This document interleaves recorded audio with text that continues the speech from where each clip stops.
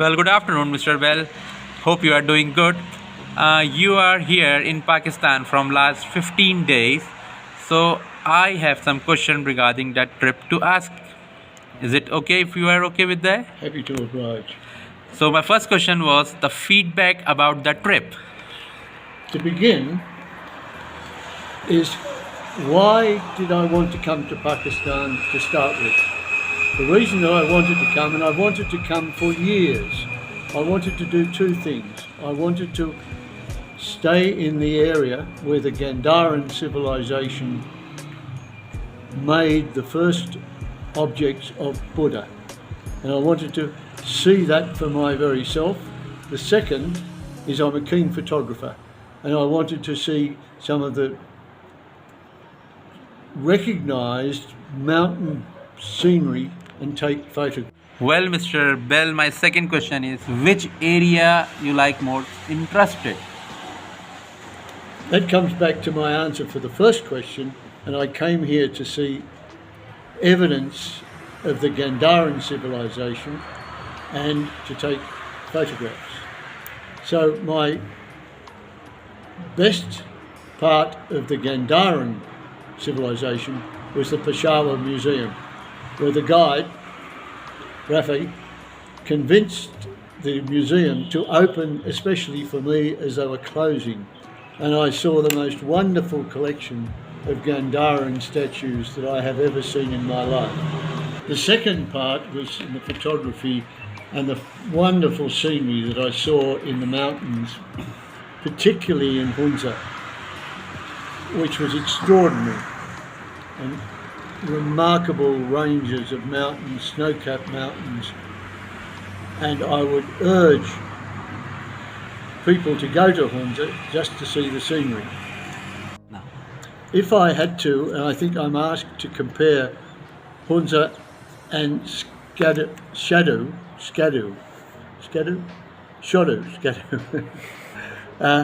without a doubt, Hunza is the most photographic place I've seen for a long time, outside the Himalayan ranges in India itself. Shadu was dry, it was pretty, but certainly not as attractive as I found Hunza. My third question is which area didn't you like? I have never been to Pakistan before, that is obvious, but two places I did not like the most was Lahore and Islamabad. They were both big cities, they were both big, dirty, busy cities. But I did like Peshawar. I thought, if anything, any tours that you organise in the future should start from Peshawar and certainly not Lahore or Islamabad. Well, Mr. Bell, how do you like your guide come driver? Take the question, firstly I'll take the driver. The driver is a very skilled driver, which I found reassuring as a passenger in the passenger seat, because of the chaotic traffic in Pakistan. I am not used to traffic like that and have not been. He is a very good and skilled driver. The second part of that question is, how do you find him as a guide? I think he's one of the best guides that I've ever had. Not only was he pleasant, he was well-mannered, he put the client first before anything, and I can be grumpy and unpleasant sometimes, but he was most obliging and went well beyond what was expected of a guide. He went out of his way, not only in some cases to change the itinerary that was not well organised, I must say, but he was cheerful and was above and beyond what I consider to be the skills of a guide. And I really compliment him and thank him for his trip altogether, because he made it for me. Rafay, for all you did for me, thank you. how you find hotel accommodation in Pakistan on your trip? I purposely asked for 3 to 4 star accommodation because I was worried that a terrorist might attack a named hotel chain that I might be living in. But in Pakistan, it doesn't matter because I stayed in a Hilton hotel, which was nothing to do with the chain. There's La Meridian, there's Holiday Inns, nothing at all to do with the chain. The hotels were adequate. Some were much better than others. I think the best one I stayed in was the one in Gilgit. The Avanti Express, that was a really nice hotel, but I suspect it was above the 3-star hotels. Some were pretty awful, pretty basic. And the problem is with electricity. Electricity might only last 2 hours, and if they didn't run the generator, as some hotels didn't, you couldn't see in your bedrooms. So it's a mixture. I was comfortable. I was never threatened. I think, but by and large, they were basically 3 to 4-star hotels that I was pleased with. Well, Mr. Bell, what do you advise to the travel agents for the do's and don'ts to visit Pakistan? Starting with the don'ts. Don't visit Lahore. Certainly don't go in Ramadan. The do's do provide a lot of visa forms. There must have been more than 20 or 30 police checks. So, Mr. Bell, are you happy with Jerry's services on your trip for Pakistan?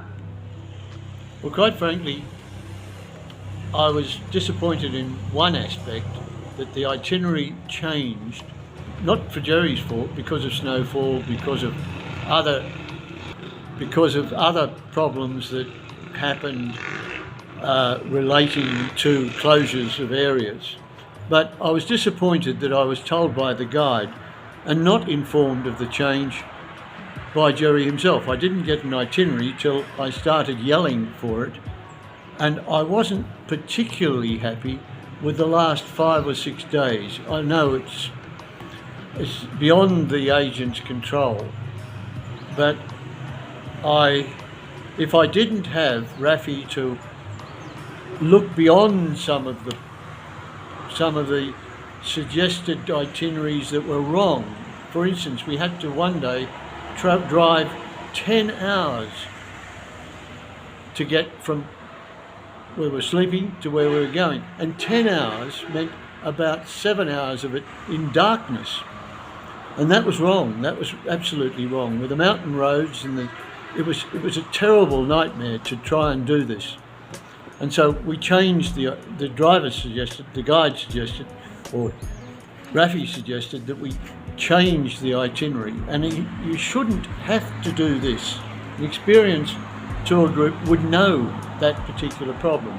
I think the arrangements were done according to vaguely what I had suggested. I know there were difficulties with snow cutting mountains and areas. I think it was okay, but I wouldn't give them 5 stars. This is last question, Mr. Bell. How you find Pakistani food, and will you come again to Pakistan? I had a very good guide, and he took me to street restaurants and restaurants that he knew that I would never have been able to go to without him. Rosh was a dish of lamb, beautifully cooked lamb and roti. It was really exceptional. We had in Islamabad, we had a street stall with chicken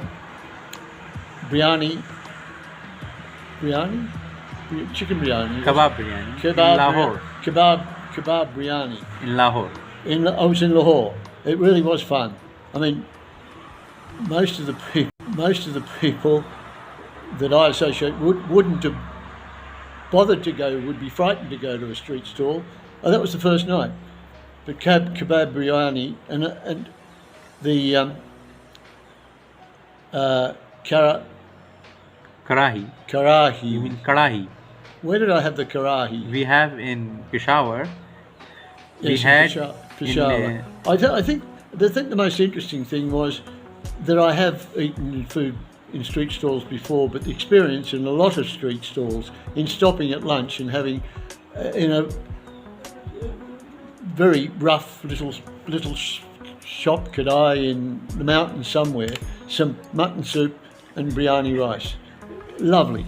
I think the question of I would love to come back, and I think my advice is to would-be travellers that the people are very friendly by and large. I don't think I met, except for the odd policeman, a really unpleasant person.